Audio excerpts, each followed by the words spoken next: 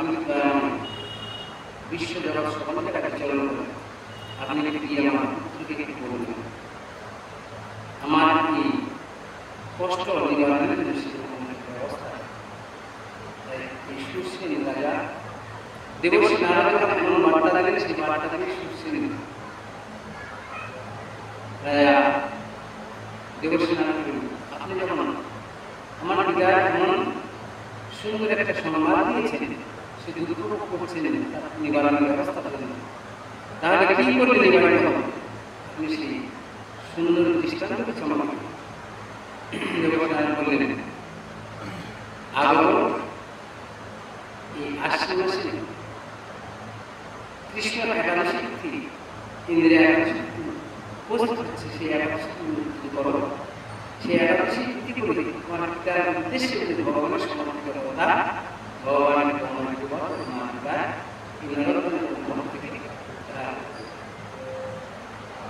সেই সুশ্রী সে একাদশী করে একাদশী করে সেই কথা করে সে পূর্ণ ভগবানের উদ্দেশ্যে ভগবানের চরণে সমর্পিত দিলেন। ভগবান তারা একাদশী হয় না, এমন কোনো ফল নেই, সকল ফলে প্রাপ্ত করা যায় যদি তার নিয়ম মেনে করা যায়। তাই যত জগতে রয়েছে, যত আমরা ব্রতই আছে, যত কিছু করি না কেন, একাদশী ব্রত বিভিন্ন সকল ব্রতের পর নিশ্চিত করা হয়, এটা জানা আবশ্যক। তাই আমি সেই একাদশী সম্পর্ক নিজে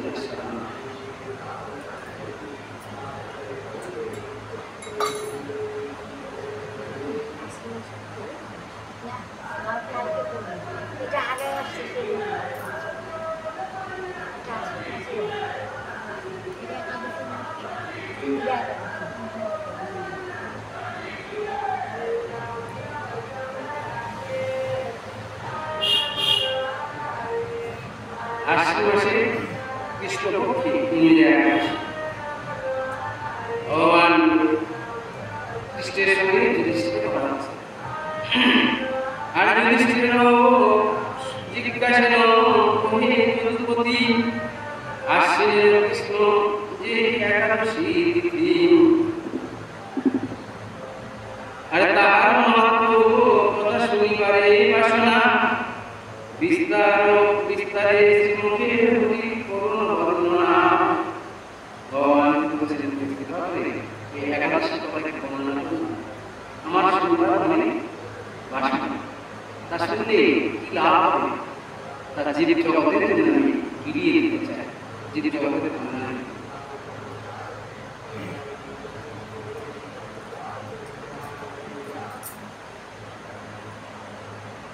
আর শ্রীকৃষ্ণ কহিলেন, তবে শোনাহিলেন ত্রিপতি, ইন্দিরা নামে খ্যাত সেই শ্রেষ্ঠ তিথি, আর সেই ব্রত পাপরাশি করিয়া ধরে উদ্ধার করে অধর্মী পিতৃগণে।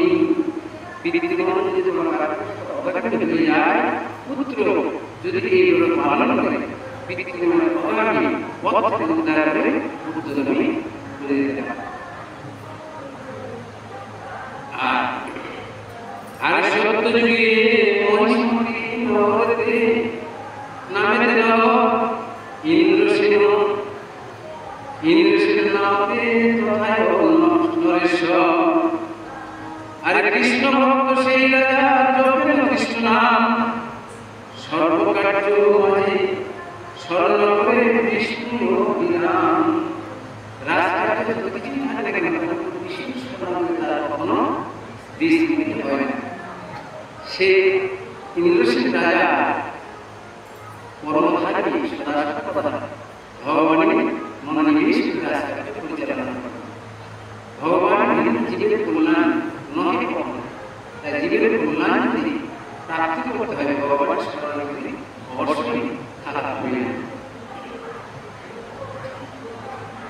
আরে কৃষ্ণ ভক্ত সেই রাজা কৃষ্ণ নাম, সর্বকার্য মাঝে স্মরণ করে বিষ্ণু অভিধান। ওই একবার তাহার রাজসভায় নারদ উপস্থিত, আসিলেন রাজা সভাসদ। একদিন হঠাৎ নারদ তার রাজসভায় উপস্থিত হয়েছে। তাদের ভালো ভালো জিজ্ঞাসা করছেন, সাধু সন্তদের কাজে তারা বেশি ধীরে ধীরে ভালো ভালো জিজ্ঞাসা করেন। তাই এসে উপস্থিত হয়েছেন কল্যাণ আর অনন্ত নিপদা হইয়া পূজিত মহিলা দেবর্ষি পাদ হইয়া দুঃখিত। যখন দেবর্ষি মা এসে উপস্থিত হয়েছেন, এই রাজা ইন্দ্রসেন দেবর্ষি পাদকে দর্শন করে তাকে মাধব সম্মান যথাযথ সম্মান দিয়ে তাকে প্রবেশ করেছিলেন, সিংহাসনে প্রবেশ করিয়ে বলছেন, প্রভু তুমি এসেছো আপনাদের মাতা? বলছে, আমি এসেছি কেন জানো? তোমার পিতা এমন দুর্গতি দেখি, সেই দুর্গতি নিবারণের উপায় তোমাকে জানাবার জন্য এসেছি। তাই বললেন, বলছেন আর অনন্ত বিপদা হইয়া পূজিত মহিলা দেবর্ষি পাদ হইয়া দুঃখিত। তারা দেবর্ষি পাদের কথা বলছে রাজা এমন দুর্গতি দেখি।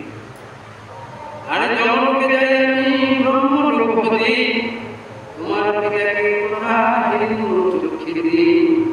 সেই জমকে গিয়ে তোমার দেখলাম তোমার পিতার দুঃখ দেখে আমি সহ্য করতে পারলাম না। আমার মনে খুব দুঃখ জাগ্রত হয়ে গেল। তোমার পিতা ভালো ছিল, তার সাথে এমন একটা দশা কেমন কেন হচ্ছে জানো? আমি তা বলছি।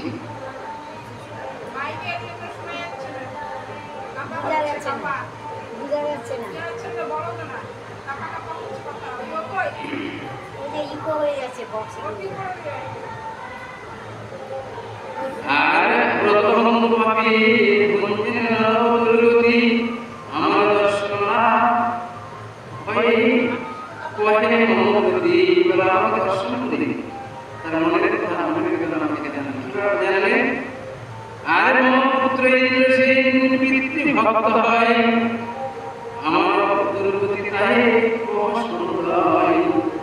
বলে আমার পুত্র সুসেন, আমার পুত্র ইন্দ্রসেন আমাকে খুব ভালোবাসতেন, তার পিতৃভক্ত অর্জন ছিল। তাই আমি একটু গিয়ে আমার পুত্রকে ভালো বোঝাও, আমার কল্যাণের ব্যবস্থা করবে। আর পূর্ণ কাম করিয়াও পাপী ব্রত ভঙ্গি কত কষ্ট ভঙ্গি করি যমচর সঙ্গী। বলে এত পূর্ণ কর্ম করো না। যখন আমি রাজা ছিলাম, এটাও ডিস্টার্ব করতেছে, হ্যাঁ মাইন্ডটা ডিস্টার্ব করতেছে, কাঁপতেছে, ইকো হচ্ছে না, ইকো হচ্ছে, বুঝা যাচ্ছে না। ওই রাজা চলুন। আর পূর্ণ কাম করিয়াও পাপী ব্রত ভঙ্গি কত কষ্ট ভঙ্গি রহি যমচর সঙ্গী। আরে হে নিপ পিতার কষ্ট করিতে মোচন, এই একাদশী ফল হতাহে পর হয় কেন অপটা কেন আবার শুনে আছে পরে মোবাইল ঢুকবে। ও মোবাইল হ্যাঁ ফ্যান অফ করে দাও। এটা সুন্দর করে বলছেন, হে নিপ পিতার কষ্ট করিতে মোচন, এই একাদশী ফল তাহে করহ অর্পণ।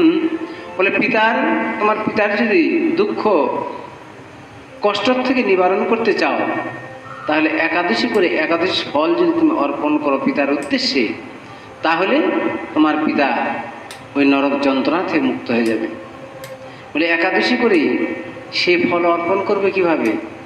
গোবিন্দের চরণে তা অর্পণ করবে। গোবিন্দের চরণে অর্পণ করতে পারলে গোবিন্দ কৃপাময় বিশ্ব জগৎকর্তা সকলকে দুঃখ যন্ত্রণা ত্যাগ জ্বালা মুক্তি করে দিতে পারে। তাই তার চরণে অর্পণ করবে। আর পিতার সংবাদ এই কহিনু তোমায়, ই করিয়া ইন্দিরা ব্রত মুক্ত করো তাই। বলে তোমার পিতার এই দুঃখের সংবাদ তোমাকে জানান, তুমি এই ইন্দিরা একাদশী ব্রত করে তোমার পিতার এই দুঃখ যন্ত্রণা থেকে তুমি মুক্তির উপায় করো। আরে ইন্দ্রসেন কহিলেন ওহে তপধন, ইন্দিরার ব্রত বিধি করুণ বর্ণন। বলে দেবর্ষিপাদ, তুমি যখন ওই ইন্দিরা একাদশীর কথা তুমি বলেছ, তাহলে কিভাবে করতে হবে, কিভাবে করলে আমার পিতার কল্যাণ হবে, এই সন্ধান আমার তো জানা নেই, আপনি কৃপা করে একটু বলুন। দেবর্ষি নারদকে জিজ্ঞাসা করেছেন। আর নারদ কহে না তবে ওহে নররাই, সাবধানী করব্রত পরম শ্রদ্ধায়। দেবর্ষি নারদ বললেন, হে রাজন, তুমি একাদশী ব্রত করবে সাবধানে, অতি সাবধানে, যত্ন সহকারে, কায় মনোবাক্য এবং শাস্ত্র বিধি মেনে করবে। নচেত নিজের ইচ্ছায় যদি করো তাহলে তার ফল প্রাপ্তি হবে না কখনো। বলে নিজের ইচ্ছা বা একাদশী করা যায়? হ্যাঁ, নিজের ইচ্ছা একাদশী অনেকেই করে। বলে কেমনভাবে করে? বলে রুটি খেয়ে করব, বলে লুচি হালুয়া অনেক কিছু খেয়ে করব, অনেকেই করে, অনেকেই করতে চায়। বলে এটা নিজের ইচ্ছায় একাদশী। শাস্ত্র বিধি লঙ্ঘন করে যা করা হয় নিজ ইচ্ছায় তা প্রতিফলিত হয়। বলে নিজের ইচ্ছায় করলে পরে প্রতিফল পাবে না, শাস্ত্র বিধি মেনে সাবধানে, অতি সাবধানে, যাতে কোনো আমার এর দ্বারা কোনো অন্যায় আচরণ উদ্ভাসিত না হয়, তেমনভাবে যদি করো তাহলে পূর্ণ ফল প্রাপ্তি হবে। আর আশ্বিনের কৃষ্ণপক্ষী দশমী দিনেতে প্রাতঃস্নান করিয়া সবে শ্রদ্ধাযুক্ত চিত্তে। কিভাবে করবে? আমরা একাদশী করব একাদশীর দিনে, কিন্তু দশমীর দিন থেকে তোমাকে সংযত হতে হবে, সে কথা বললেন। আশ্বিনের কৃষ্ণপক্ষী দশমী দিনেতে প্রাতঃস্নান করি সবে শ্রদ্ধাযুক্ত চিত্তে। দশমী দিনে প্রাতে স্নান করবে, শ্রদ্ধাযুক্ত মন হয় যে আগামীকাল একাদশী, আজ থেকে আমাকে মন প্রাণ হৃদয় চিত্তকে সংযত করে সেই দিকে আমাকে অগ্রসর হতে হবে। আর বিপ্রগণে তুষ্ট করিবার যথা সাধ্য দানি, পিতৃশ্রাদ্ধ কার্য আদি করিয়া সাবধানী। বলে বিপ্র ব্রাহ্মণদের দান আদি করবে সাধ্য, যথাসাধ্য। ইন্দ্রসেন রাজা ছিল, তার অনেক কিছু দিবার আছে, সে দিয়েছে। বলে আমি তো গৃহী, দিন আনি দিন খাই, আমার তো কিচ্ছু নেই। সেইখানেই শাস্ত্রকার বলছেন যথাসাধ্য দান করবে। দশমীর দিনে দান আদি করেই পিতার উদ্দেশ্যে শ্রাদ্ধ আদি করবে। শ্রাদ্ধ আদি করে তুমি একাদশীর জন্য প্রস্তুতি হবে। আর দিবসে বারেক মাত্র করিবে ভজন, রাত্রিকালে ভূসজ্জাই করিবে শয়ন। তাহলে এটা কোন দিনে? দশমীর দিনে। দিনের মধ্যে একবার আহার করবে দশমীর দিনে। আমার তো বাবা 3 বার না হলে হবে না, তো এমনটি নয়। ব্রত করতে গেলে আগের দিন সংযমী হতে হবে। সংযমী হতে হলে একবার আহার, এবং রাত্রিবেলা কোন শয্যায়? ভূমিশয্যায় শয়ন। কেন? ব্রহ্মচর্য অভ্যাসযোগ দ্বারা আগের দিন আমি ব্রত পালন করব, সেই দিকে অগ্রসর হব। তাই সেই কথা বললেন। আর পরের দিনে একাদশী ব্রতের পালনে প্রতিজ্ঞা করিতে প্রাতে হরি সন্নিধানে। পরের দিন যে একাদশী করব, প্রভাতে উঠে স্নান আদি করে ভগবানের সেবা পূজা করবার জন্য মন্দিরে প্রবেশ করে আমি কি করব? গোবিন্দের কাছে প্রার্থনা করব যে আজ একাদশী দিন, আমি একাদশী ব্রত করবার মতো আমার সাধ্য কি রয়েছে প্রভু? তুমি কৃপাময়, কৃপা করে যে তুমি তোমার কৃপা দৃষ্টির দ্বারা তুমি যদি করিয়ে নাও তবেই তা সম্ভব হতে পারে। তবে আমার মনে বাসনা কি রয়েছে সেইটুকু তোমাকে জানাচ্ছি প্রভু। কিভাবে জানাচ্ছেন? আর অদ্বয় আমি কিছু নাহি করিব ভজন, হে হরি তোমারও আমি লইনু শরণ। আজ আমি এই একাদশী ব্রতের জন্য ব্রতীয়মান হয়েছে প্রভু, আজ আমি কোনো কিছুই নেব না, একদম নিরম্বর অনাহারি থেকে তোমার নির্দেশ মতো তোমার উদ্দেশ্যে এই ব্রত পালন করব। তাই তোমার কাছে শরণাগতি নিয়ে তোমাকে জানালাম। বলে আর জগতে যাকেই জানাই না কেন, জানিয়ে কোনো লাভ হবে না। তুমি তো সর্বকর্তা, তোমাকে জানালে তুমি সকল ভক্তের কথা, সকলের কথাই তুমি শ্রবণ করো, শোনো, শুনি ভক্তের মনোবাসনা তুমি পূর্ণ করো। জীবের হৃদয়ে যেমন যেমন মনের ভাবের উদয় হয়, সে ভাবগুলিকে তুমি পরিপূর্ণ করো। তাই তোমাকে জানলাম প্রভু। তাই জগতে কাউকে জানিয়ে লাভ হবে না। যারা পুত্র পরিবার আদি যত কিছুই থাক না কেন, তাদেরকে মনের দুঃখের, মনের ভালো মন্দের কথা যদিও জানায়, তার দ্বারা প্রকৃত প্রাপ্ত ফল বিপরীত হবে, সুখকর কখনোই হবে না। তাই ভগবানকে জানালেন যে আমি আজ একাদশী করব, তোমাকে জানাচ্ছি একদম নিরম্ব অনাহারে থেকে আমি একাদশী করব। তাহলে একাদশী ব্রত প্রকৃতপক্ষে নিরম্ব একাদশী শ্রেষ্ঠ। তাই আমরা সংসারে জীব পারি না, না পারার জন্যই আমাদের এই পথকে সুগম করে দেওয়ার জন্য বিভিন্ন কৌশল পথগুলি শাস্ত্রকার এবং গ্রন্থাকার যৎকিঞ্চিৎ তা দান করেছেন, সেইভাবে আমরা পালন করতে পারি, কিন্তু নিজের ইচ্ছা মতো নয়, শাস্ত্র নিয়ম মেনে। আর মধ্যাহ্নে কুসুম গন্ধ ধূপ দীপ আদিতে পুজিবে শ্রীহরির পদ শুদ্ধ ভক্তি চিত্তে। তাহলে সকালেরটা চলে গেল, এবার মধ্যাহ্নে দুপুরে কি করব? দুপুরে পুষ্প আদির দ্বারা ভগবানকে পূজা করব। তাই বলছেন মধ্যাহ্নে কুসুম গন্ধ ধূপ আদিতে পুজিবে শ্রীহরির পদ শুদ্ধ ভক্তি চিত্তে। ভক্তিমান হৃদয়ের দ্বারা দুপুরে ভগবানকে ভোগ লাগিয়ে তার আরতি আদি পূজা আদি করতে হবে। বলে বিনা কষ্টে প্রাপ্তি হয় না শুভ বস্তু কখনো। তাই কষ্টে না করলে অতি সহজেই সব জিনিস পাওয়া যায় না। আর হরি নাম হরি কথা শ্রবণ কীর্তন হরি অগ্রে দীপদান রাত্রি জাগরণ। তাহলে একাদশীর দিনে হরিনাম সদা সর্বদা জিহ্বায় উচ্চারিত হবে হরিনাম। হরি কথা যেখানে হবে, হরি কথায় সদা সর্বদা সেখানে উপবেশন করে তা শ্রবণ করা, কীর্তন করা। আর হরি অগ্রে দীপদান, এই একাদশীর দিনে ভগবানের শ্রীমন্দিরে এসে দীপদান অতি পুণ্যবান, তার দ্বারা আমার মনস্কামনা পূর্ণ হতে পারে। আর রাত্রি জাগরণ, হরি কথায় নিরত থেকে রাত্রি জাগরণ। আর দ্বাদশীর প্রাতঃকালে পূজিয়া শ্রীহরি ব্রাহ্মণে ভোজন করাইবে ভক্তি করি। এইভাবে একাদশী করে দ্বাদশীর দিন প্রাতঃকালে উঠে গোবিন্দের সেবা পূজা আদি করে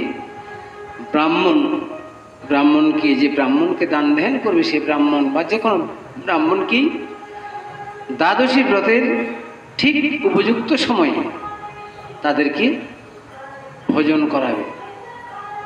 ভোজন করালে তুমি পূর্ণ ফল, পূর্ণ প্রাপ্তি লাভ করবে। বলে দানে দুর্গতি খণ্ডে ভোজনে খণ্ডে পাপ। দানের দ্বারা তোমার পিতার কোনো দুর্গতি যদি উপস্থিত হয়েছিল তা নাশ হয়ে গেল। আর এই ব্রাহ্মণ ভোজনের দ্বারা তোমার পিতার কোনো যদি পাপ সঞ্চিত হয় তা স্খলিত হয়ে নির্মল পরিশুদ্ধ হয়ে যাবে। তাই এমন নির্দেশ দিলেন, দানে দুর্গতি খণ্ডে ভজনে খণ্ডে পাপ। বলছেন প্রাতঃকালে ভগবানের সেবা আদি পূজা আদি করে সুন্দর করে রন্ধন করে ভগবানের ভোগ লাগায় তা ব্রাহ্মণকে সেবা করাবে সুন্দর করে। আর অনন্তর আত্মীয় স্বজন গণশনে ভোজন করিবে স্বয়ং মৌন ব্রত অবলম্বনে। মানে এরপর ব্রাহ্মণকে ভোজনাদি করিয়ে তাকে দান আদি দক্ষিণা দিয়ে তাকে সুখাসনে বসিয়ে এবার তুমি তোমার আত্মীয় স্বজন দ্বারা পরিবার যারা আছে তাদের সঙ্গে ওই বৈষ্ণব গোবিন্দের প্রসাদ পাবার জন্য বসবে। সে প্রসাদ পাবে কেমনভাবে? মৌন অবলম্বন করে, সাংসারিক কোনো কথা আলাপ না করে যখন ভজন করবে, ভজনের সময় অন্য কথা আলাপ না করে মৌনব্রত অবলম্বন করেই প্রসাদ ভজন করতে হয়। আর এই রূপে ইন্দ্রিয়ব্রত করো যদি সুখেই গমন করিবে তবে পিতা বিষ্ণু লোকেই। বলে এইভাবে যদি তুমি নিয়ম মেনে এই ইন্দ্রিয় একাদশী ব্রত পালন করো তাহলে তোমার পিতা ওই পূর্ণ ফলের বলে বিষ্ণুলোক বৈকুণ্ঠ ধামে তার গতি হবে, নরক যন্ত্রণা থেকে সে মুক্তি লাভ করবে। আর এই রূপে উপদেশ করিয়া প্রদান তথা হইতে ঋষিবর করেন প্রস্থান। এইভাবে দেবর্ষি নারদ ইন্দ্রসেনকে এই উপদেশ দান করলেন। উপদেশ দান করে তিনি তার যথাস্থানে প্রস্থান করলেন। সাধু সন্তদের শ্রী গুরুদেব কার্য যখনই সমাধান হয়ে যায় তারপর সেখানে আর কখনোই অবস্থান করে না। দেবর্ষি নারদের কাজ শেষ হয়েছে, দেবর্ষি নারদ চলে গেলেন। এখন তার উপদেশ মতো তুমি যদি পালন করো তার ফলপ্রাপ্তি তুমি হবে, আজ না করো তার পূর্ণ প্রাপ্তির থেকে বঞ্চিত তুমি হবে। এতে দেবর্ষি নারদেরও কিছু হবে না আর অন্য কারোই কিছু হবে না। তাই এই ব্রত কথা শ্রবণ করে যদি কেউ ব্রত কথা শ্রবণ করে কায় মনোবাক্যে যদি ব্রত পালন করে পূর্ণ ফল তারই প্রাপ্তি হবে। যা এখানে আস্বাদিত করা হচ্ছে করেও যদি কেউ তা পালন না করে তার প্রাপ্তির ফলে বঞ্চিত সে নিজেই হবে। আর অনন্তর ইন্দ্রসেন হরষিতমন ইন্দিরা ব্রতের দিন হল আগত যখন। এভাবে দেবর্ষি নারদ চলে গেলে ইন্দ্রসেন বলছে, দেবর্ষি নারদ তুমি আমাকে করুণায় অভিষিক্ত করলে, তাই আমার হৃদয় আনন্দে আনন্দিত হয়েছে। আমার পিতার এমন যে নরক যন্ত্রণা ভোগ করছে তিনি, আমি জানতাম না, তুমি জানালে। তাই আনন্দিত হয়ে পিতার এই কল্যাণার্থে ব্রত করবার জন্য মনে মনে সংকল্প করলেন। আর ইন্দিরা একাদশীর দিন আগত হয়ে গেল। আর বিধিমতো করিলেন ব্রতেরও পালন, ব্রত ফলে পিতৃ দেবে করেন অর্পণ। এভাবে নিয়ম মেনে এই ইন্দিরা একাদশী ব্রত করে ভগবানের চরণে পিতার উদ্দেশ্যে সেই ব্রতের ফল অর্পণ করলেন। প্রভু তুমি কৃপাময়, আমার পিতার কল্যাণার্থে তুমি একটু কৃপা করে তাকে উদ্ধার করে দিও প্রভু। আর সেই ব্রত প্রভাবে তবে জনক তাহার ওই অনায়াসী বিবর্জিত সব পাপ ভার। এইভাবে ব্রতফল যখন তিনি পিতার উদ্দেশ্যে অর্পণ করলেন সেই ফল প্রাপ্ত হয়ে পিতার সকল পাপ মুক্ত হয়ে গেল, বিনাশপ্রাপ্ত হয়ে গেল। তিনি মুক্ত হয়ে বৈকুণ্ঠ ধামে চলে গেলেন। কীভাবে গেলেন? ভগবান চিন্তা করলেন আমার পরম ভক্ত যতক্ষণ না হবে মুক্ত ততক্ষণ আমি তো গ্রহণ করে মুক্ত হয়েছে, এখন তাকে আনবার জন্য কি পাঠাবো? আমার ভক্ত তো আমারই সময়। তাই আমি যে জানে চড়ে জগৎ বিচরণ করি সেই জানে চড়ে আমার ভক্ত আসবে, সেই জানকে আমি পাঠাই দিই। সেই জান কি? ভগবান বিষ্ণু গরুরের পিঠে আরোহণ করে বিচরণ করেন বিশ্বজগৎ। তাই গরুরকে পাঠালেন এই ইন্দ্রসেনের পিতাকে নেবার জন্য যমলোকে। আর গরুরেরও পৃষ্ঠপরি করি আহরণ নিত্যধাম বিষ্ণুলোকে করেন গমন। গরুরের পিঠে আরোহণ করে তিনি বিষ্ণুলোকে চলে গেলেন। তাহলে একটা একাদশীর ব্রতের ফল কি না করতে পারে যদি তা সঠিক কায় মনোবাক্য দ্বারা যদি করা যায়। আর আমাদের পিতৃপুরুষদের উদ্দেশ্যে সন্তানের কর্মই এইগুলি যে তারা ভক্ত হোক অভক্ত হোক যে যেমনই করুক না কেন সৎ কাজ করে সৎ কাজ তাদের উদ্দেশ্যে গোবিন্দের চরণে সমর্পিত করা। যে প্রভু দয়াময়, যদি তার কোনো ভুল ভ্রান্তি হয়ে থাকে অজান্তে তা তুমি পারো সংশোধন করে তাদেরকে তোমার ধামে রাখবার জন্য অনুমতি দিতে। তাই আমরা যত রকমই কর্ম করি না কেন তার কর্মের মধ্যে দিয়ে আমাদের পূর্বপুরুষদের উদ্দেশ্যে তা ভগবানের চরণে অর্পণ করা আমাদের দরকার। আর সুখে রাজ্য করি ইন্দ্রসেন নরপতি, অন্তিমেতে করিলেন ব্রহ্মলোকে গতি। এইভাবে পিতার উদ্দেশ্যে ব্রত করে পিতাকে উদ্ধার করলেন। করে এই একাদশী ব্রতের ফলে রাজ্যে তার যত দুঃখ যন্ত্রণা দূরীভূত হয়ে গেল। অতি আনন্দে সুখের দ্বারা রাজ্য সুখভোগ আস্বাদন করতে লাগলেন। করে তিনি কোথায় গেলেন? স্বর্গলোক প্রাপ্তি হলেন। স্বর্গলোক প্রাপ্তি হয়েই তিনি ক্ষান্ত হন নাই। সেখানে নামের দ্বারা তিনি রত ছিলেন, নামের দ্বারা রত থাকার জন্য বিষ্ণুলোক প্রাপ্তি হলেন। স্বর্গসুখ কতক্ষণ? পূর্ণ ফল শেষ হলেই তাকে আবার মহাতলকে চলে আসতে হবে। তাই তিনি স্বর্গসুখ চাইলেন না, ভগবানের শরণাগতির দ্বারা বিষ্ণুলোক প্রাপ্তি হলেন।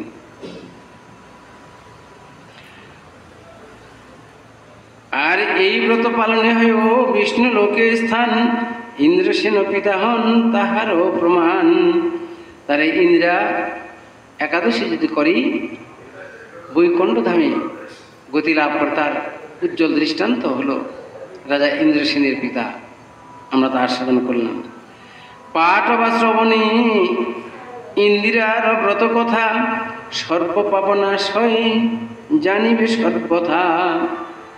এই ইন্দিরা একাদশীর কথা যদি কেউ শ্রবণ করে কায়মনা বাক্যে, বা যদি শ্রবণ করায় কেউ যদি অন্যের কল্যাণার্থে মনে চিন্তা করে, তাহলে উভয়েরই পূর্ণ ফল প্রাপ্তি হবে। তাই এতক্ষণ ধরে আমরা সুরসেনের পিতা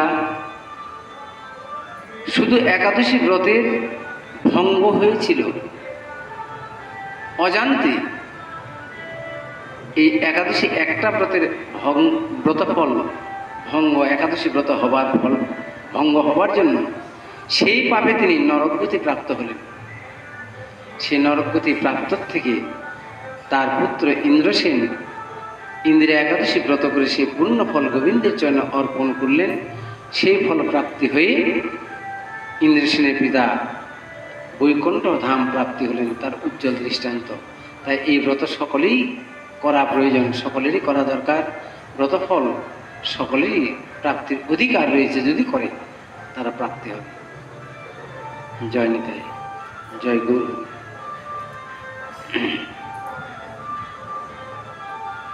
আমরা একটু শরতের বর্ণনা দিয়েছেন, শরতের বর্ণনা যৎকিঞ্চিৎ আস্বাদন করি।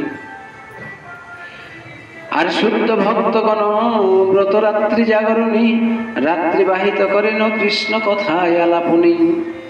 শ্রী ব্রজ বিহারী জ্যেষ্ঠ ভ্রাতা সকাশনী, গোচারণের ছলে মধুময়ী বৃন্দাবনী। শ্রী বিহারীজি, ভগবান শ্রীকৃষ্ণ বিহারীজি তার জ্যেষ্ঠ ভ্রাতা বলরাম দাদা সকাশনের সঙ্গে গুরুচরণের ছলে তিনি বৃন্দাবনে বিভিন্ন এই ঋতুর কথাগুলি বর্ণনা করছেন। আর ক্রিয়া আদিতে নানা রস করি আস্বাদন, সবারই আনন্দদাতা হলেন তখন। এই খেলার আনন্দ রস আস্বাদন করছেন, সবাইকে আনন্দ দিচ্ছেন ভগবান কৃষ্ণ, তার সঙ্গে দাদা বলরাম। আর বর্ষায় আবিলতা দূর করিবার পরে, নবরসে আস্বাদন করাবার তরে। বৃন্দাবনে শরৎ ঋতুর হলই আগমন, তাহে প্রফুল্লিত হইল ব্রজবাসীগণ। তাহলে বর্ষার আগমন যখন হয় তখন কীরকম হয়? নানা রকমের আবর্জনা সেখানে উপস্থিত হয়। আর এই বর্ষা যখন চলে যায়, শরতের আগমন হলে এগুলি নতুন করে আবার উদ্ভাসিত হয়। তখন আর এই বর্ষার দুঃখ কষ্ট যন্ত্রণা কাদা মাটি এসব আর কোনো কিছুই থাকে না। তাই ভক্তের হৃদয়েও যখন এই সংসারের এমন বর্ষার বেনজল ঢুকে যেমন নোংরা করে দেয়, মায়া মমতার দ্বারা জীব যখন এমন দুর্ভাবনায় কষ্টে ছটফট করে আর্তনাদ করতে থাকে, সেই সময় যদি শ্রী গুরুদেবের কৃপা লাভ হয় তাহলে ভগবানের শরণাগতি জাগিয়ে দিয়ে ভক্তকে ভগবত ধামের দিকে অগ্রসর করে দেয়, ভগবান নামের দিকে অগ্রসর করে দেয়।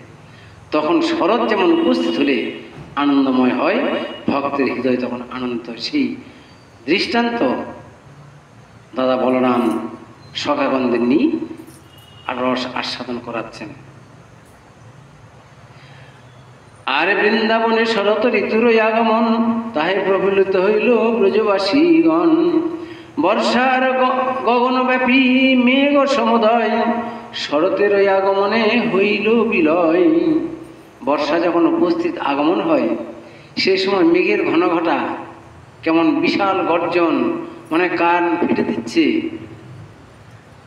তেমনি সংসারে যখন পদার্পণ আমরা করি, সংসারে পদার্পণ করলে কি হয়, নানা অভাব অনটন, এই চাই ওই চাই, যত যেন খাটাখাটি করছে, বুকের ছাতি ফেটে যাচ্ছে, তবুও যেন খেটেও তা নির্বাপিত করবার মতো অবসর হচ্ছে না। বলে এটি অবসর হয় কখন? গুরুচরণ আশ্রয় করলে, যখন ভগবত ভক্তি উদ্ভাসিত হয়, তখন ভগবত ভক্তি উদ্ভাসিত হলে, ভগবানের চিন্তা যখন উদ্ভাসিত হয়, কামনা বাসনা তখন নির্বাপিত হয়, তখনই শরতের এই সুন্দর ভাবের হয় উদয়।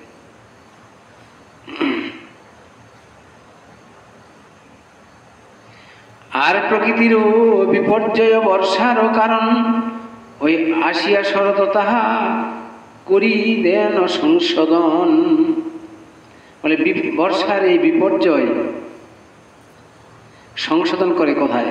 ওই শরৎ যখন আসে তখন কাদা জল মাটি যত যা কিছু থাকে তা শরতের এই সুন্দর আবহাওয়া যখন উদ্ভাসিত হয়, তা সুখে নির্মল করে আনন্দময় করে দেয়। যতক্ষণ ভগবানের এই শরৎ হওয়া ভক্তের হৃদয়ে না লাগবে, ততক্ষণ হৃদয়ে আনন্দিত হবে না কখনো। ততক্ষণ ওই যন্ত্রণা দুঃখ তীরার জ্বালায় ভোগ করতে হবে, ভগবানের কৃপা যতক্ষণ প্রাপ্তি না হবে।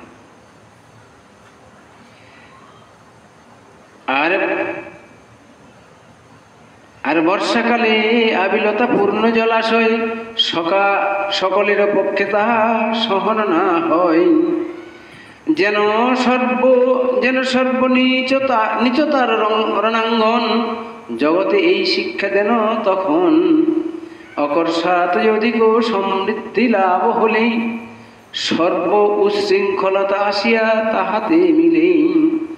বলে এই যে বর্ষার আবিলতা উপস্থিত হলে যেমন দশা হয় সংসারে জীব আমাদের, তেমন দশা কখন উপস্থিত হয় সেটা দৃষ্টান্ত দিলেন। কিভাবে? অকর্ষাৎ যদি কোনো কারণবশত ভিখারি দিনহীনজন অধিক অর্থের প্রাচুর্য লাভ করে, তখন তারা ধরাকে সরা জ্ঞান থাকে না। ওই বর্ষার জল যখন প্লাবিত হয়ে যায়, তখন ছোট বড় কোনো কিছু যেন সব খড়কুটোকে ভেসে নিয়ে চলে যায়। আর নির্ধনের যখন ধন অতি উচ্ছ্বাসিত হয়ে যায়, তখন তার ভালো মন্দ জ্ঞানে রহিত হয়ে যায়, অজ্ঞানে আচ্ছন্ন হয়ে যায়। সেই কথা বললেন। আর অকর্ষাৎ অধিক সমৃদ্ধি লাভ হলে, সর্ব উশৃঙ্খলতা আসিয়া তাহাতে মিলে। তখনই উশৃঙ্খলতা পাপাচার এসে উপস্থিত হয়। আর কিন্তু শুদ্ধ শরতের হলেই আগমন, সমুদয় দোষ তাহে হয় মিলন। কিন্তু যদি এই শরতের সুন্দর আবহাওয়ার মতো শ্রী গুরুদেব কৃপাময় কৃপা করে যদি এসে উপস্থিত হয়, তাহলে ওই উশৃঙ্খলতার আবিলতা ক্রমে ক্রমে তা বিলীন হয়ে মুক্ত হয়ে যায়। আর সাধক সাধনভ্রষ্ট হইয়া যখন পুনরায় যথাবিধি করেও সাধন, সাধকও এমনভাবে সাধন ভ্রষ্ট হয়ে যায়। কখন হয়? বলে আমি সাধনা করি, তো সাধনায় সিদ্ধি লাভ করেছি, এই অহংকার যখন উদ্ভাসিত হয়, তখন সাধন ভ্রষ্ট হয়ে যায়। যেমন শ্রমিক মণির পুত্র শৃঙ্গিমণি এমন তপস্বী, যশস্বী তপস্বী তার এত তপস্যার ফল অর্জন করেছিলেন ওই শমিক মুনির কৃপা বলে। শমিক মুনির যত গুণ তার মধ্যে তিনি দান করেছিলেন, এই তার পূর্ণ ফল সাধন সিদ্ধির ফল পেয়ে অহংকারিত হয়ে পরীক্ষিত সম এমন ধর্মপরায়ণ রাজাকে অভিশাপ দিলেন। ধরাকে সরা জ্ঞান তার থাকে না। তেমনি ভক্তের যখন এই ভক্তির প্রভাবে তার নিজের মনে অহংকার উদ্ভাসিত হয়, তা তার ক্রমে ক্রমে স্খলিত হয়ে যায়।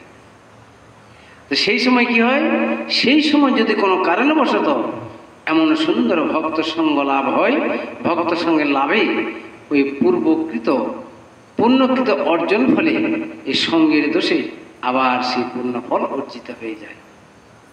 তাহলে সঙ্গ দিতে পারে না এমন কিছু নেই। যদি সৎসঙ্গ হয়, সৎভাবের উদয় হয়, অসৎসঙ্গ হলে সৎভাবের ক্ষয় হয়ে যায়। আরে তাহাতে পূর্বের দোষ নাহি, অতঃপরে চিত্তে প্রসন্নতায় আর সকল সিদ্ধি লাভ করি। এভাবে যদি একবার সৎসঙ্গের প্রভাব হয়ে যায়, পূর্বের দোষ বিনাশ হয়ে নতুন করে প্রসন্নতা এবং সিদ্ধি লাভ তার হৃদয়ে উদ্ভাসিত হয়। আর অনুরূপে শরৎকালীন জলাশয় জলের স্বচ্ছতায় পুনরায় প্রাপ্ত হয়। অনুরূপ যেমন বর্ষার জল চলে গেলে শরৎ উদ্ভাসিত হলে পরে সেইভাবেই নতুন নতুন করে আবার বৃক্ষে লতা পাতা আদি পুষ্প পুষ্পরিত হবে সুন্দর করে। আর শরৎকালেতে থাকি নির্মল আকাশ, বহু তারকায় ঘেরা চন্দ্রেরও প্রকাশ। তাহলে শরৎকালে কেমন হয়? আকাশ যেমন সুন্দর নির্মল, তারকাগুলি যেন জল জল করে ভেসে ওঠে, নক্ষত্র তারা সে প্রজ্বলিত হয়ে ওঠে। তেমনি ভক্ত সঙ্গের সঙ্গে যদি ভগবানের নাম গুণকীর্তন শ্রবণ হয়, তাহলে ভক্তের মনে ওই শরতের চন্দ্র তারকার মতো হৃদয় উজ্জ্বল হয়ে যায়। আর বর্ষাকালে মেঘাচ্ছন্ন বিস্তৃত গগন, দৃষ্টি অগোচরে থাকে চন্দ্র তারাগণ। বর্ষাকালে এই তারাগণ মেঘের দ্বারা আচ্ছাদিত হয়ে থাকে। আর তেমনি অবিদ্যা আচ্ছন্ন জীবের হৃদয় সর্বদাই কলুষিত থাকইও নিশ্চয়। তেমনি জীবের হৃদয় এই মায়ার সংসারে আমার যতক্ষণ করে অবিদ্যার দ্বারা হৃদয় এই মেঘাচ্ছন্ন হয়ে, যেমন মেঘ তারাগুলি যেমন দেখতে দেয় না, তার মধ্যে প্রেম ভক্তির ভাব থাকলে তা আচ্ছাদিত হয়ে থাকে, তা প্রকাশ করতে পারে না।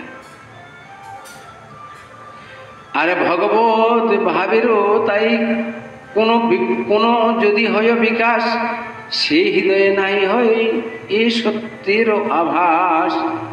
যদি কোনো কারণবশত ভক্তের হৃদয়ে ভাগবত গোবিন্দের প্রেম যদি উদ্ভাসিত হয়, তাহলে ওই বর্ষার মতো ওই আবিলতা তার হৃদয়ে কখনো প্রবেশ করতে পারে না, তার দূরীভূত হয়ে যায়। আরে কিন্তু যথাবিধি করি সাধন ভজন, নির্মলতা পায় যেন শরৎ গগন। আর কুলস হৃদয় তার হয় দুর্ভিত, তখনও ভগবত ভাব হয় প্রস্ফুটিত। বর্ষাকালে কোনো সময়ে যখন আকাশে নিবিড় মেঘ নহে প্রকাশন, দিগন্ত ব্যাপিয়া দেখা যায় এক জ্যোতি, কিন্তু অগোচরে চন্দ্র তারকা মূরতি। তেমনি অবিদ্যা আচ্ছন্ন হৃদয়ে কখন ব্রহ্মভাব জ্যোতি আবাস দর্শন। এমনই সংসারে বিরত যারা থাকি তাদের হৃদয়ে এমনই অবিদ্যায় আচ্ছন্ন থাকে, কিন্তু তার মধ্যে তো ভক্তির ভাব অবশ্যই কিছু না কিছু আছে। ভক্তর সঙ্গ হলেই তা প্রকাশিত হয়ে যায়।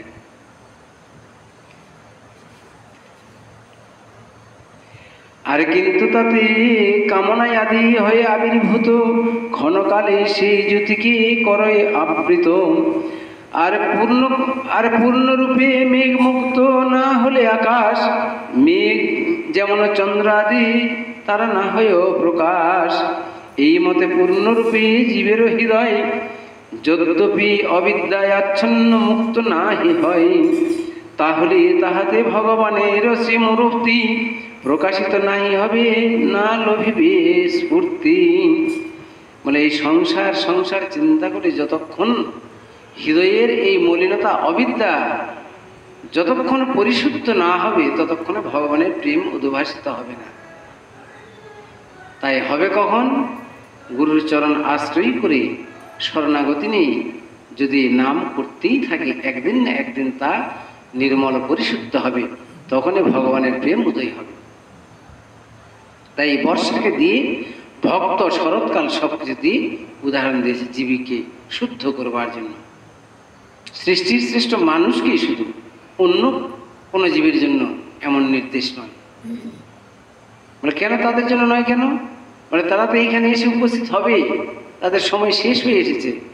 আর সৃষ্টির শ্রেষ্ঠ মানুষের সেই সময় শেষ হয়ে গেছে। এই সময় তা বুঝে নিবার জিনিস সময় তাদের। এই সময় যদি তা বুঝে না নেয় তাহলে আবার 84 লক্ষ জন্মের জন্য পিছনে চলে যায়। আর শরতের মেঘমুক্ত রাতের এই আকাশ, তারকা বেষ্টিত তাতে চন্দ্রেরও প্রকাশ, কিন্তু মাঝে মাঝে যদি হয় মেঘা আবৃত, তাতে তারাপতি নাহি হয় প্রকাশিত।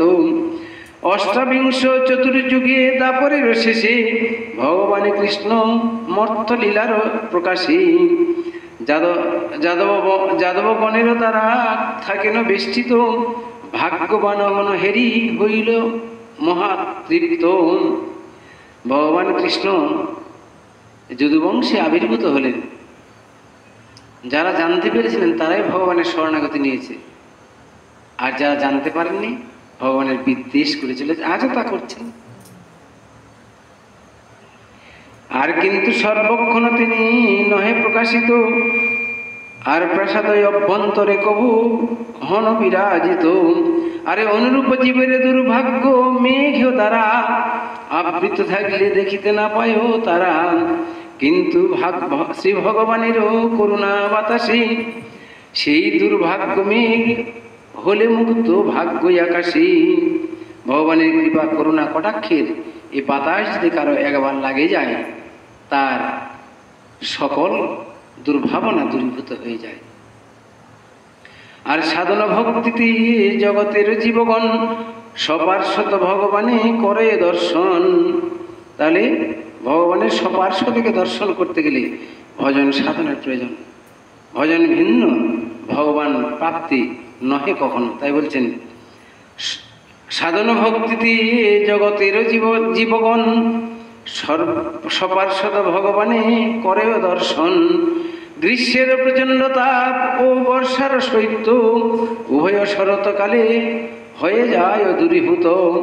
তাই নাতিশীত উষ্ণ শরৎ বায়ু হয়, সবাকার সুখ সেব্য নাহিক সংশয়। তাহলে এই শরতের হাওয়া কীরকম? না শীত না গরম, আনন্দদায়ক।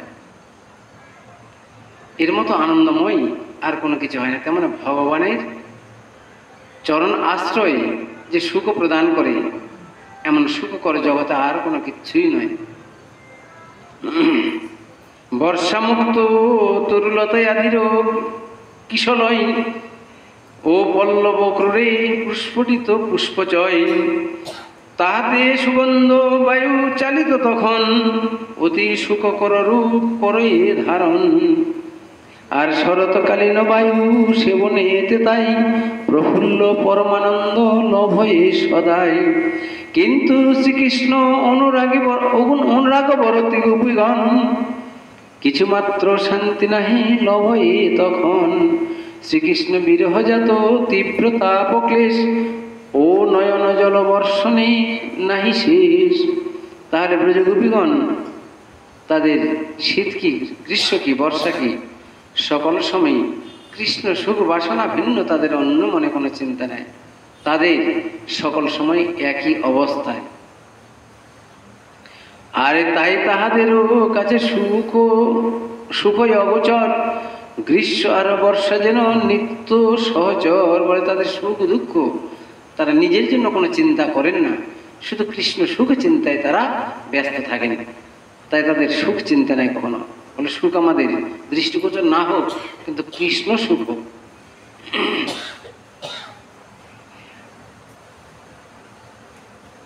আর কিন্তু কৃষ্ণ বিরহে কাতরা গোপীগণ কুটি কৃষ্ণ ঋতুতাপ ভঞ্জ অনুক্ষণ। আর তার নিরন্তর সিক্ত নয়ন ধারায় কুটি কুটি বর্ষারে আর্দ্রতা সর্বদাই।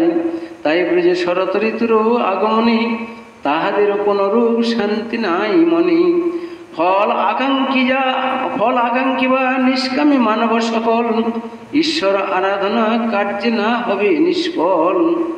ফল আকাঙ্ক্ষা যারা করেন আর ফল আকাঙ্ক্ষা যারা করেন না, নিষ্কাম এবং সকাম ভক্ত, যে যেমনভাবে ভগবানকে ভজনা করুক না কেন, ভগবান তাদের মনস্কামনা বুঝে তাদের মনস্কামনা পূর্ণ করেন। আর সন্তান কামনা করে কিংবা না করিলে স্ব পুরুষের সনে মিলিত হইলে, সন্তান কামনা করুক আর না করুক, তারা এই সংসারী জীব স্বামী স্ত্রী তারা যেভাবেই মিলিত হোক ভগবান চিন্তা করতে করতে তাদের মনোবাসনা অবশ্যই ভগবান পুরাবেন। তাই সে কথা বলছেন, সন্তান কামনা করে কিংবা না করিলে স্ব পুরুষ সনে মিলিত হইলে, তখন তাহার গর্ভ ধারণ করিবে সময়ে সন্তান লাভ নিশ্চয় হইবে। আর তেমনি করেন যারা ঈশ্বরের আরাধনা, থাকুক বা না থাকুক ফলের কামনা, যথাকাল যখন হইবে উপস্থিত কর্ম অনুরূপে ফল লভিবে নিশ্চিত। কামনা করুক আর না, যেমনভাবে ভগবান বাসনা ভজনা করুক, তাদের যখন ঠিক সময় উপস্থিত ভগবান তা সেই উপযুক্ত ফল তা তিনি প্রদান করবেন। আর মেঘচয় যখন জল করে ধারণ, বর্ষাকালে সে সকল করিবে বর্ষণ। আর ভ্রমকান্তি ধরে শরৎ আগমন, আর শুভ্রকান্তি ধরে শরৎ আগমনে, আর অবস্থান করে নির্মল গগনে। শ্রীকৃষ্ণ ভজনে চিত্ত শুদ্ধ ভক্তগণ পুত্র বিত্ত আদির লোভ করিবে বর্জন। আর সর্ববিধ কামনা বাসনা মুক্ত হয়ে যেই রূপে অবস্থান বিশুদ্ধ হৃদয়ে, আর তেমনি শারদ মেঘ ত্যাজিয়া সকল স্বচ্ছ রূপে অবস্থান করই কেবল। বর্ষায় পর্বত গাত্র ধৌত জলস্রোত নানায় আবর্জনা যুক্তে হয় নিপতিত। আর শরতের সেই জলধারা নহে প্রতিদিন যতটুকু নিপতিত আবর্জনা বিহীন। তাহলে কি বললেন, শ্রীকৃষ্ণ ভজনে চিত্ত শুদ্ধ ভক্তগণ পুত্র বিত্ত আদি লোভ করিয়া বর্জন। ভগবান ভজনে যারা রত কৃষ্ণ ভক্ত যারা, দারাপুত্র পরিবারে তাদের কোনো কামনা নেই, দারাপুত্র সুখ তারা কামনা, কৃষ্ণ সুখী চিন্তা করেন। সে কথা সর্ববিধ কামনা যুক্ত মুক্ত হয়ে সেই রূপে অবস্থান বিশুদ্ধ হৃদয়ে সর্বকামনা সকল কামনা বর্জন করে এক কৃষ্ণ সুখবাসনা কামনা হৃদয়ে ধারণ করে ভগবানের ভজন করবে। তাই সেই কথা বললেন, সেই রকম শরতের আগমনের কথা বললেন। তেমনি শারদ মেঘ ত্যাজিয়া স্বচ্ছ রূপে অবস্থান করে কেবল। বর্ষার পর্বত বা গাত্র ধৌত জলস্রোত নানা আবর্জনা মুক্তে হয় নিপতিত। শরতেরও সেই জলধারা নহে প্রতিদিন যতটুকু নিপতিত আবর্জনাবিহীন। কিন্তু যখন ভগবৎ প্রেম উদ্ভাসিত হয় তখন যে কামনা হয়, সে কামনা ক্ষণমাত্রের জন্য উদ্ভাসিত হয়। কি কামনা? ওই কৃষ্ণ সুখ বাসনা কামনা, এইটুকুই তাদের, আর অন্য কোনো কামনা নয়। এটা কীরকম? শরতের আগমনের জলসিঞ্চনের মতো সেই কামনা।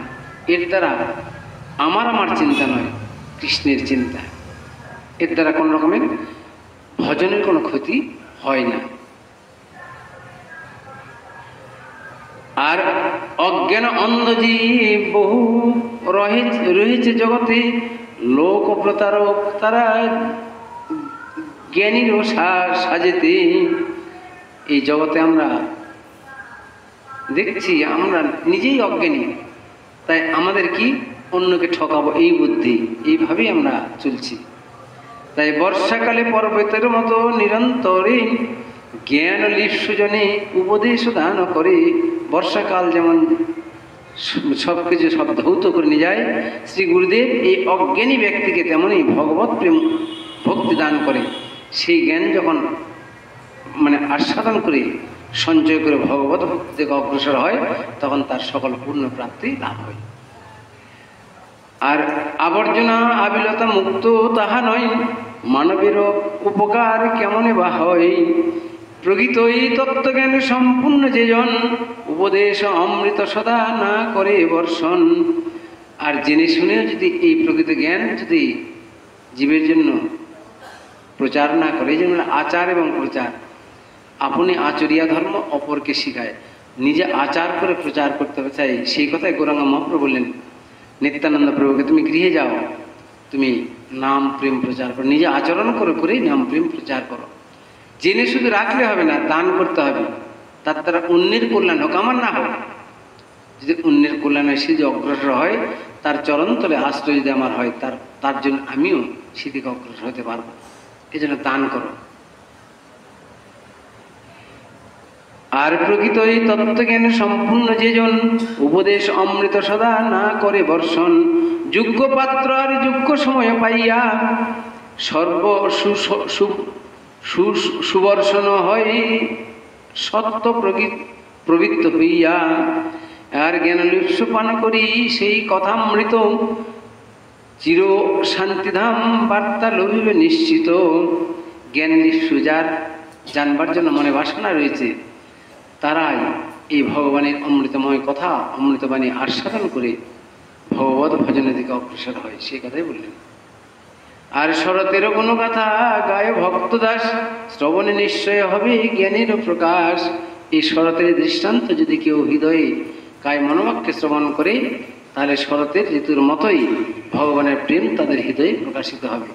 তাই এতক্ষণ ধরে আমরা ভগবানের এই অমৃতময় রসের আস্বাদন করলাম।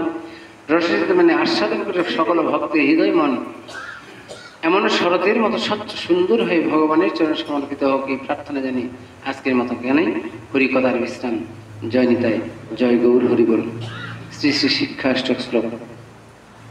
চেতদর্পণ মার্জনং ভব মহাদেবাগ্নি নির্বাপনম, শ্রী করিব চন্দ্রিকা বিতরণং বিদ্যাবোধ জীবনম, আনন্দাম্বুধিপতিপদং পূর্ণামৃতাসং সর্বাত্মস্বপ্নং পরম বিজিত শ্রীকৃষ্ণ সংকীর্তনম।